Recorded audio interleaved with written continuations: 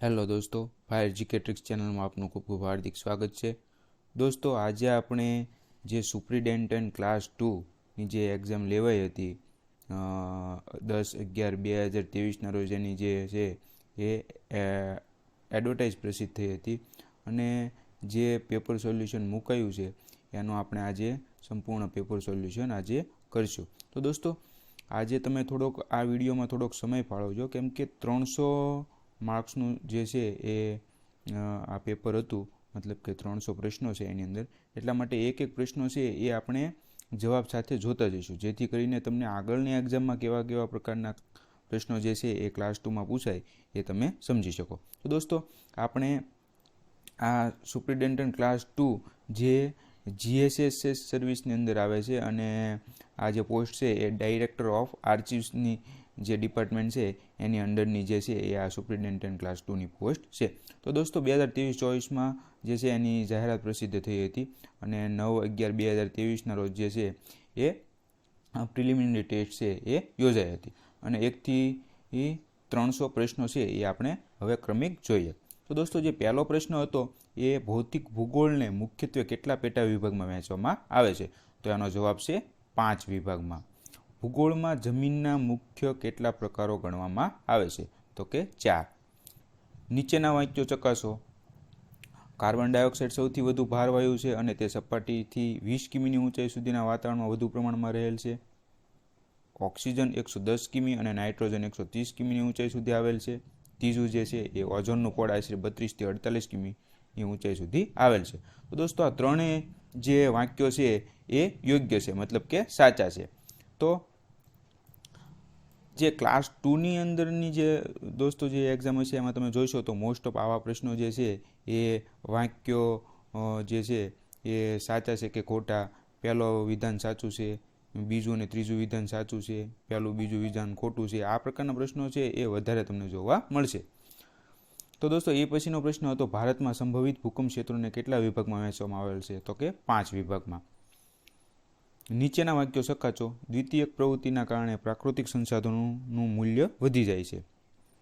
તો આ જે છે એ વાક્ય છે એ સાચું છે. તૃતીયક પ્રવૃત્તિમાં કિંમત ચૂકવીને પ્રાપ્ત કરી શકાય તેવી સેવાઓનો સમાવેશ થાય છે.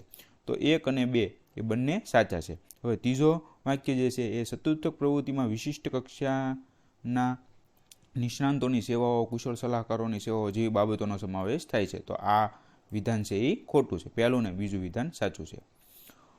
ત્યારબાદ છે ઉમલિંગલા ઘાટ કયા સ્થળે આવેલ છે? તો એ ક્યાં આવેલ છે? લદ્દાખમાં. ત્યાર પછીનો પ્રશ્ન હતો, નીચે આપેલી જોડીઓ પૈકી કઈ જોડી યોગ્ય નથી? તો એમાં દરિયા કિનારો છે અને એક સાઈડ બંદરોનું નામ છે. તો ક્યાં દરિયા કિનારે કયું બંદર આવેલું છે એ આપણે જોવાનું છે. તો વેસ્ટર્ન કોસ્ટની સામે કોચી, તો આ ખોટું છે. ઈસ્ટર્ન કોસ્ટની કિનારે કયું છે? એનોર બંદર આપેલું છે, તો આ પણ ખોટું છે. ઈસ્ટર્ન કોસ્ટ અને એની કિનારે કયું બંદર આપેલું છે? દીનદયાળ પોર્ટ, તો આ વિધાન છે એ સાચું છે. તો વિધાન 3 છે એ ખોટું છે. બાકીના 3 વિધાન જે છે એ સાચા છે. મારે ભૂલ થઈ ગઈ. વેસ્ટર્ન કોસ્ટના કિનારે કયું બંદર આવેલું છે? કોચી આવેલું છે. ઈસ્ટર્ન પૂર્વ કિનારે કયું આવેલું છે? એનોર આવેલું છે. ઈસ્ટર્ન કોસ્ટ પૂર્વ કિનારે દીનદયાળ પોર્ટ, તો આ વિધાન ખોટું ગણાય છે. ચોથું જે છે એ વેસ્ટર્ન કોસ્ટ, તો એમાં મેંગ્લોર, તો આ વિધાન પણ સાચું છે. ત્યારબાદ છે બંધ અને સંબંધિત નદીઓની જોડીઓ પૈકી કઈ જોડી યોગ્ય નથી એ આપણે જોવાનું છે. તો 4 જોડીઓ આપેલી છે. સરદાર સરોવર ડેમ કયા નદીના કિનારે આવેલો છે? નર્મદા નદીના કિનારે આવેલો છે, તો આ વિધાન સાચું છે. ઉકાઈ ડેમ છે એ ક્યાં આવેલો છે? સાબરમતી નદીના કિનારે, તો આ વિધાન ખોટું છે. હું માનું છું ત્યાં સુધી સાબરમતી નદીના કિનારે ઉકાઈ ડેમ નહીં, પરંતુ ક્યાં આવેલો છે? તાપી નદીના કિનારે આવેલો છે. કડાણા ડેમ છે એ તો મહી નદીના કિનારે આવેલો છે, એ વિધાન સાચું છે. દંતીવાડા ડેમ છે એ ક્યાં આવેલો છે? બનાસ નદીના કિનારે આવેલો છે, તો આ વિધાન પણ સાચું છે. ત્યારબાદ રાજ્ય અને રાજધાનીની જોડીઓ ગોઠવો. હિમાચલ પ્રદેશ, મણિપુર, મિઝોરમ, ઉત્તરાખંડ આપેલું છે. એની સામે રાજધાની આઇઝોલ, ઇમ્ફાલ, શિમલા, દહેરાદૂન આપેલું છે. તો પહેલું જે છે એની સામે હિમાચલ પ્રદેશની રાજધાની કઈ છે? શિમલા. ત્યારબાદ મણિપુરની જે છે એ કઈ છે? ઇમ્ફાલ. ત્યારબાદ મિઝોરમની જે છે એ કઈ છે? આઇઝોલ. અને ઉત્તરાખંડની કઈ છે? દેહરાદૂન. તો આ વિધાન છે એ સી જે છે એ સાચું. ત્યારબાદ ગુજરાતના જિલ્લાઓ અને મુખ્ય મથકની જોડીઓ પૈકી કઈ જોડી યોગ્ય નથી? તો ડાંગ, સાપુતારા આ જે છે એ જોડી યોગ્ય નથી. દેવભૂમિ દ્વારકાની જે છે જિલ્લા મથક કયું છે? ખંભાળિયા, આ સાચું છે. નર્મદાનું જિલ્લા મથક રાજપીપળા, આ પણ સાચું છે. ગીર સોમનાથનું જે મુખ્ય મથક છે એ વેરાવળ, આ પણ સાચું છે. ડાંગનું જે મુખ્ય મથક સાપુતારા એ ખોટું છે. સાપુતારા એનું જે છે એ પર્યટન સ્થળ છે, પરંતુ એનું મુખ્ય મથક નથી. ત્યારબાદ નીચેના વાક્યો સકાશો. કચ્છ અને જામનગર જિલ્લામાં મેંગ્રોવ્સ ઘણા મોટા પ્રમાણમાં જોવા મળે છે. તો આ વિધાન સાચું છે. ગુજરાતમાં લગભગ 21,877 ચોરસ કિમી વિસ્તારમાં અલગ અલગ જંગલોના પ્રકારો આવેલા છે. આ વિધાન પણ સાચું છે. તો 1 અને 2 બંને યોગ્ય છે. ત્યારબાદ હાલમાં ભારતમાં કેટલા આંતરરાષ્ટ્રીય એરપોર્ટ છે? તો કે 17. આ તો સીધો ટુ ધ પોઈન્ટ જ જવાબ છે. ત્યારબાદ રાષ્ટ્રીય જળમાર્ગ અધિનિયમ હેઠળ કુલ કેટલા રાષ્ટ્રીય જળમાર્ગ જાહેર કરવામાં આવેલ છે? તો 111. ત્યારબાદ યુનેસ્કો અમૂર્ત સાંસ્કૃતિક વારસો નીચેનામાંથી કયા સ્વરૂપમાં હોઈ શકે છે? તો મૌખિક પરંપરાઓના અભિવ્યક્તિઓ, સામાજિક વ્યવહાર, પ્રકૃતિ સંબંધી જ્ઞાન અને વ્યવહાર, પરંપરાગત કારીગરી, આ ચારે સ્વરૂપમાં હોઈ શકે છે. તો 1, 2, 3 અને 4.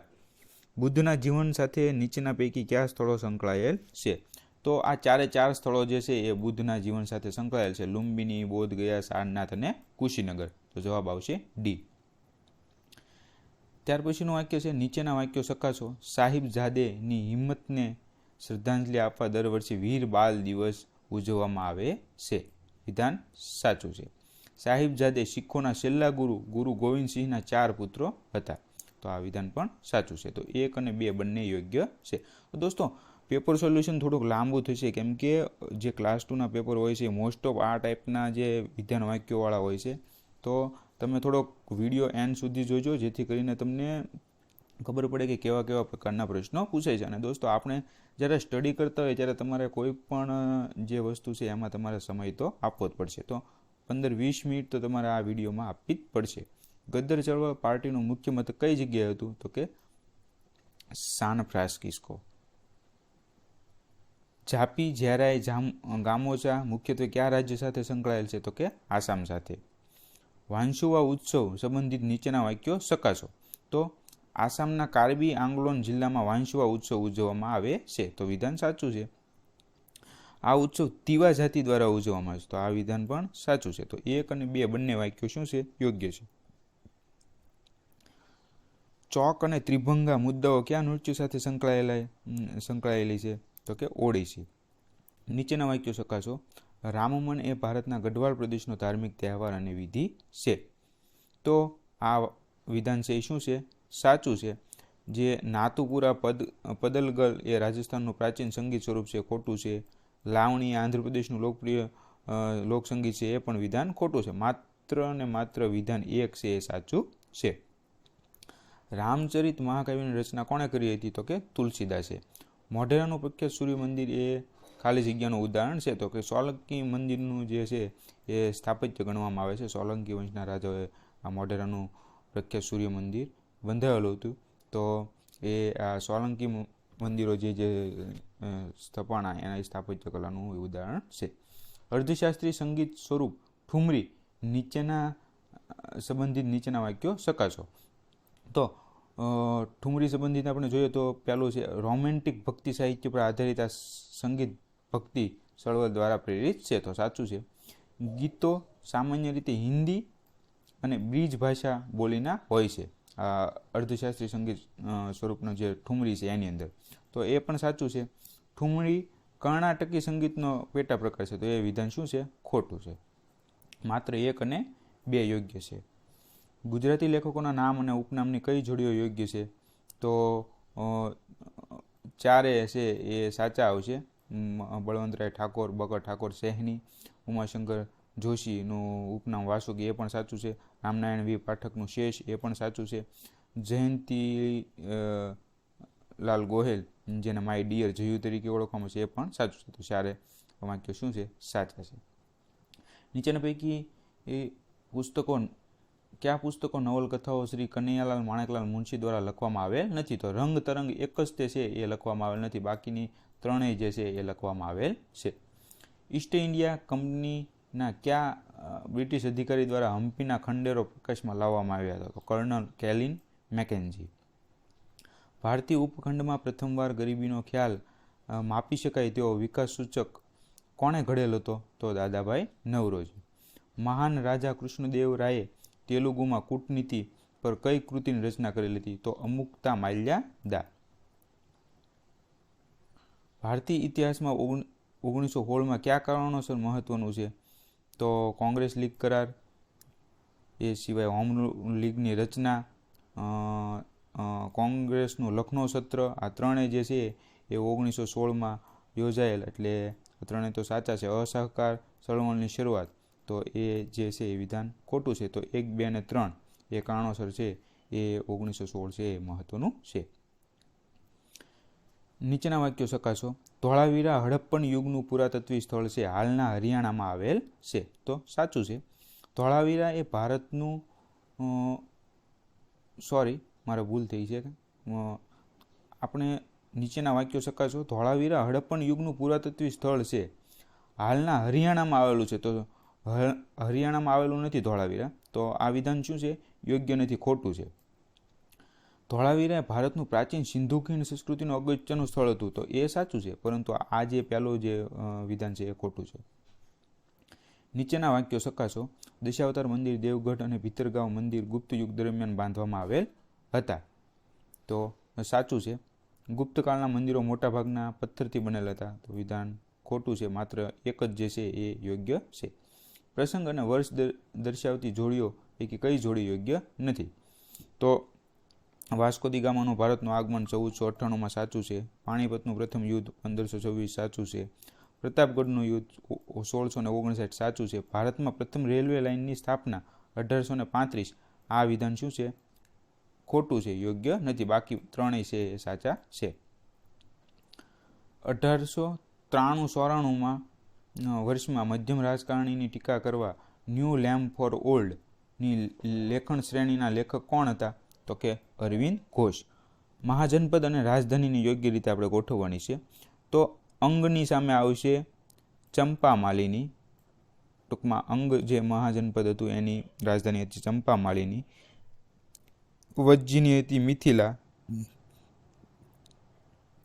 કુરુની હતી ઇન્દ્રપ્રસ્થ અને ગાંધારની હતી તક્ષશિલા. તો ડી જે છે એ યોગ્ય ક્રમ છે. નીચેના પૈકી કઈ જોડી યોગ્ય નથી? તો બંગાળના ભાગલા 1905માં પાડવામાં આવ્યા, સાચું છે. કોંગ્રેસના ભાગલા સુરત જે છે એ 1907માં પાડવામાં, એ પણ સાચું છે. મુસ્લિમ લીગની સ્થાપના 1906માં થઈ, એ પણ સાચું છે. મોર્લે મિન્ટો ધારો 1908, તો આ છે એ ખોટું છે.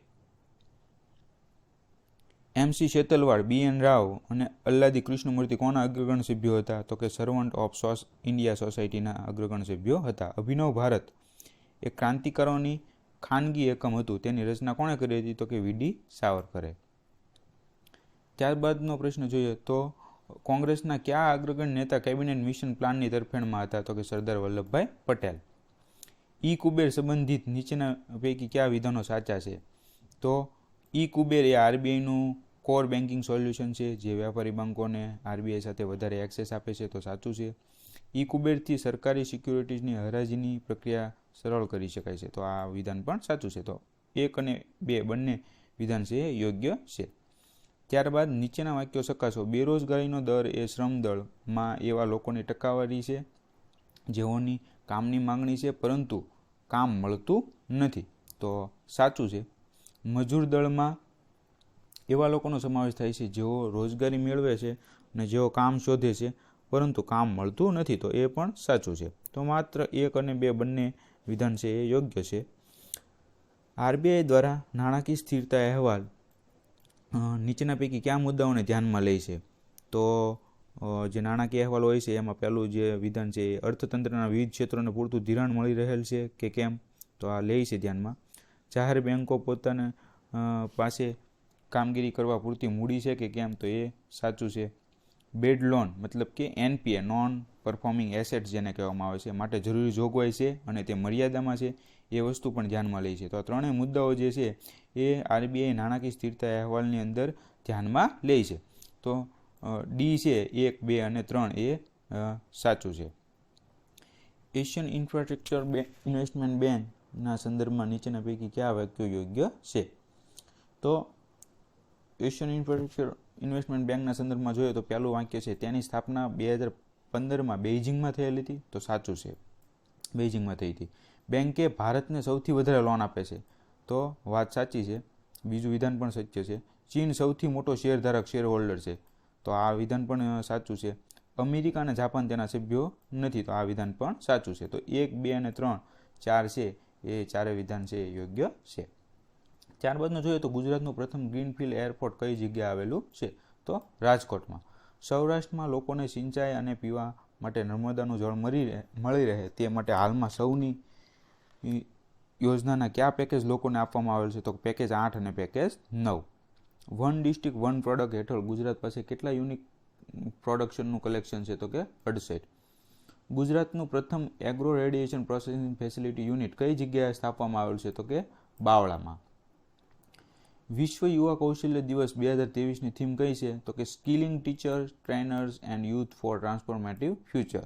તો ડી જે છે એ સાચો જવાબ છે. ભારતમાં સિક્કામાં દશાંશ પદ્ધતિ ક્યારે અમલમાં મૂકવામાં આવેલી હતી? તો કે એપ્રિલ 1957માં. G20 અંતર્ગત ત્રીજી ટ્રેડ એન્ડ ઇન્વેસ્ટમેન્ટ વર્કિંગ ગ્રુપની બેઠક કઈ જગ્યાએ આયોજિત કરવામાં આવી? તો કે કેવડિયા. તો આ વિધાન સાચું છે. નીચેના પૈકી કયા વાક્યો યોગ્ય છે? તો કે સેન્ટ્રલ બોર્ડ ઓફ પરોક્ષ કર એન્ડ કસ્ટમ, જેને સિબિક તરીકે પણ ઓળખવામાં આવે છે, ભારતમાં એન્ટી ડમ્પિંગ ડ્યુટી નાખે છે, તો આ વિધાન છે એ સાચી વાત છે, એ જ નાખે છે. મૂળ મૂલ્ય કરતાં ઓછી કિંમતે ભારતમાં માલ નિકાસ થાય છે ત્યારે આ ડ્યુટી લાદવામાં આવે છે, તો આ વિધાન પણ સાચું છે. એન્ટી ડમ્પિંગ ડ્યુટી લાદવાની ભલામણ નાણાં મંત્રાલય કરે છે, તો એ આ વિધાન ખોટું છે. નાણાં મંત્રાલય છે એ આવી ભલામણ કરતું નથી. ભારતના અર્થતંત્રના 8 ઉદ્યોગોમાં કોનો સમાવેશ થાય છે? તો એક તો વીજળી, તો આનો થાય છે. ત્યારબાદ આવે છે સ્ટીલ, તો સ્ટીલનો પણ થાય છે. બાયોગેસ એમનો થતો નથી. રિફાઇનરી, તો રિફાઇનરીનો પણ થાય છે. તો 1, 2 અને 4 જે છે એ સાચું છે. ભારતના બંધારણમાં રાજ્ય શબ્દ કોનો સમાવેશ થાય છે? તો ભારત સરકાર, સંસદ સાચું છે. નગરપાલિકાઓ, પંચાયત અને જિલ્લા બોર્ડ સાચું છે. રાજ્ય સરકારના વતી કામ કરતી કોઈ પણ એજન્સી, એ પણ સાચું છે. તો વિધાન 1, 2 અને 3 છે એ સાચા છે. મૂળભૂત અધિકારો અંગે નીચેના વાક્યો ચકાસો. તે નિરપેક્ષ નથી પરંતુ શરતી છે, સાચું છે. તેઓ કાયમી છે, ખોટું છે. એમાં ફેરફાર થઈ શકે છે. કાયમી મૂળભૂત અધિકારો છે એ તમે કહી શકો નહીં. તેઓના અમલ માટે ન્યાયાલયનો આશરો લઈ શકાય છે, તો વાત સાચી છે. જો કોઈ પણ મૂળભૂત અધિકારોનો ભંગ થાય અને કોઈ સરકાર તમારી વાત ન સાંભળતી હોય તો એ માટે તમે ન્યાય માટે જે છે એ ન્યાયાલય, હાઈકોર્ટ અથવા તો સુપ્રીમ કોર્ટનો છે એમાં ગુહાર લગાવી શકો છો. તો 1 અને 3 છે એ સાચા છે. શિક્ષણ ઉપર અસર કરનારા મૂળભૂત અધિકારો ક્યાં છે? તો કે કલમ 13, કલમ 15, કલમ 28, કલમ 30, ચારે જે છે એ મૂળભૂત અધિકારો છે. તો વિધાન 1, 2, 3 અને 4 એ સાચા છે. ડબલ જોખમની સામે રક્ષણ કોણ આપે છે? તો કે મૂળભૂત અધિકાર.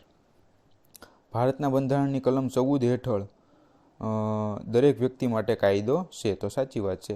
સમાન સ્થિતિ હોય તેવા સંજોગોમાં દરેકને સમાન કાયદો લાગુ પડે છે, તો એ વિધાન પણ સાચું છે. તો વિધાન 1 અને 2 છે એ બંને યોગ્ય છે.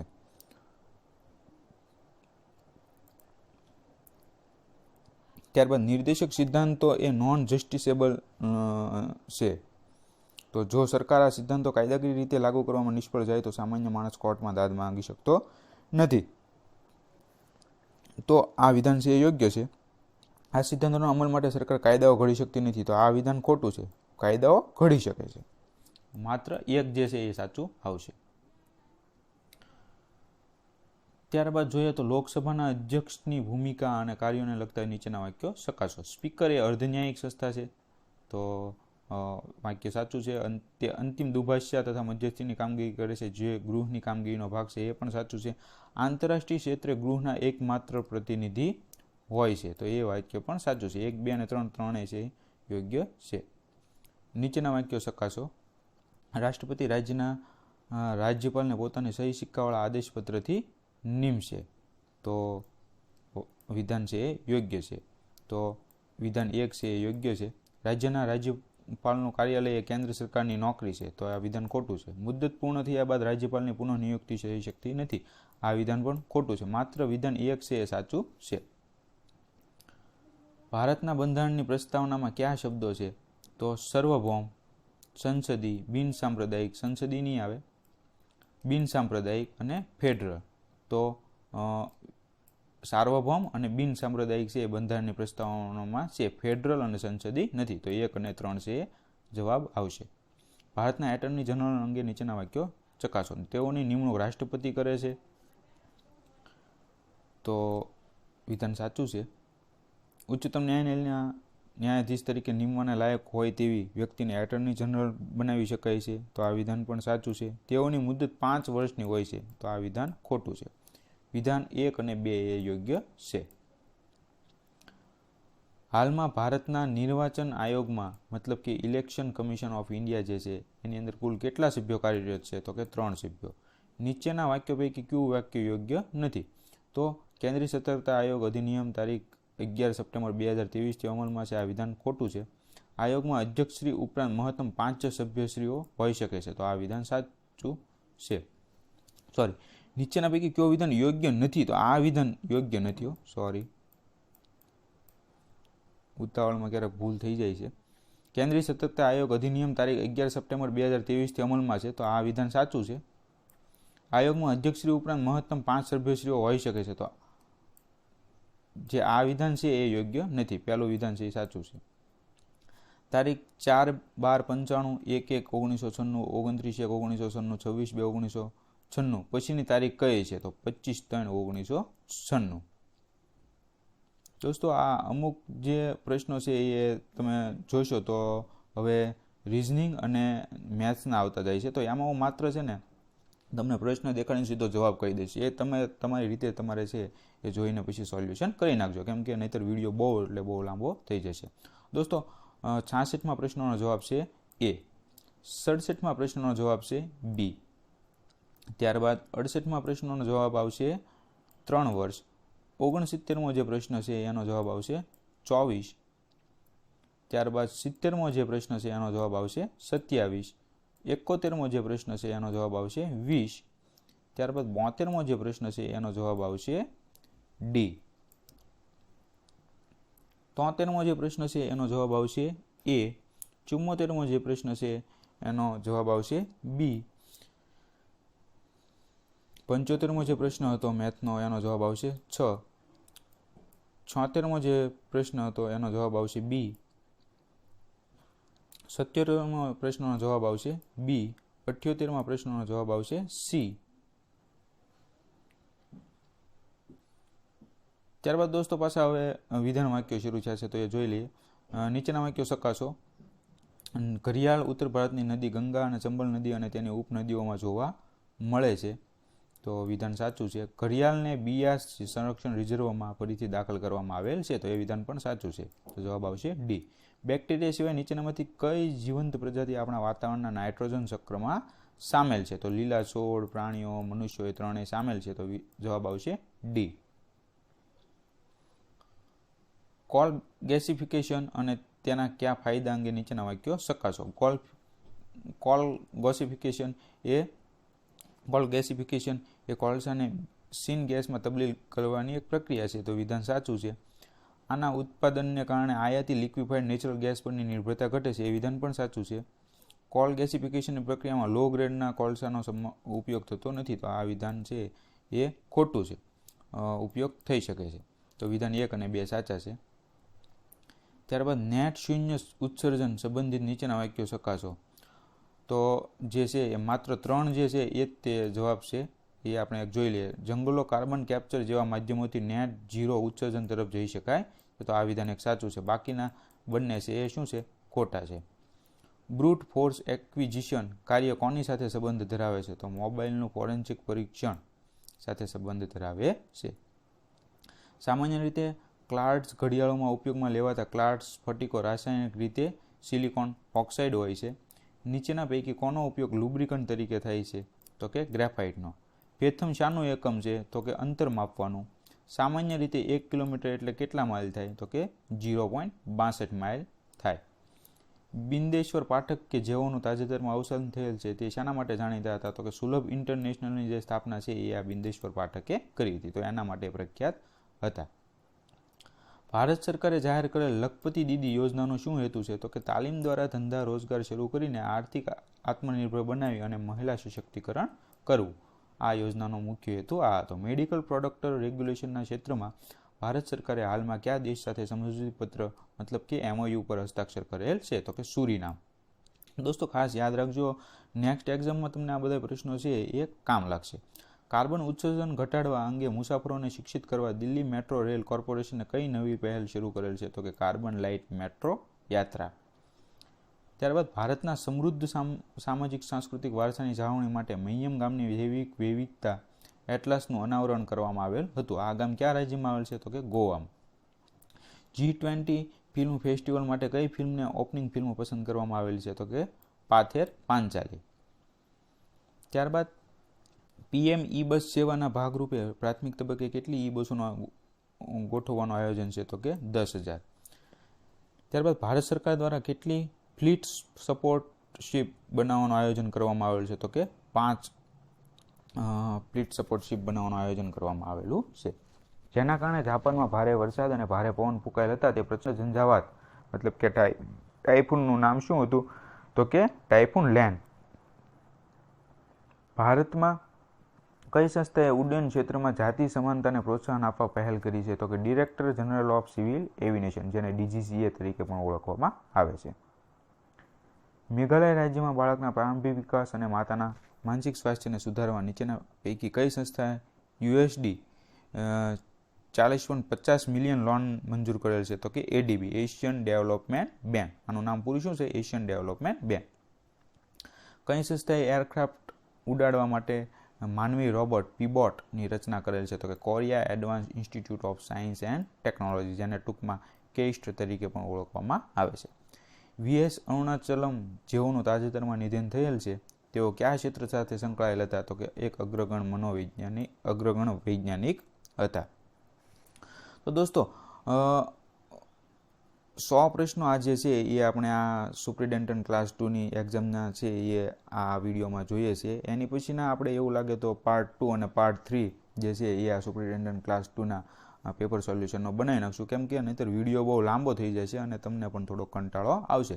તો દોસ્તો તમે વિડીયો છે એ તમે પેપર સોલ્યુશનના ખાસ છેક સુધી જોજો, જેથી કરીને તમે 15-20 મિનિટ ફાળવશો પણ તમને જે છે ને એ પ્રશ્નો છે એ કમ્પ્લીટ ખબર પડશે કે શું પૂછાય છે. તો દોસ્તો કોઈ પણ એક્ઝામમાં તમારે ટાઈમ તો આપવો જ પડશે. તમે ક્લાસીસ ભરવા જાઓ છો તો ત્યાંય તમે 3-4 કલાકનો ટાઈમ આપો છો, તો અહીંયા તમને મફતમાં પેપર સોલ્યુશન ઘરે બેઠા તમને જોવા મળે છે. તો માત્ર તમારે સ્ક્રીન ઉપર 20 મિનિટ માત્ર ફોકસ કરીને ખાલી જોવાનું છે. તો દોસ્તો નેક્સ્ટ વિડીયોમાં આપણે સુપ્રિન્ટેન્ડન્ટ ક્લાસ 2ના જે છે એ પાર્ટ 2 અને પાર્ટ 3 જો શક્ય હશે તો બંનેનો ભેગો વિડીયો 200 માર્કનું જે બાકી છે આનો બનાવી નાખશું, અથવા તો અલગ અલગ 100 માર્કનો બનાવશું. તો ખૂબ ખૂબ આભાર.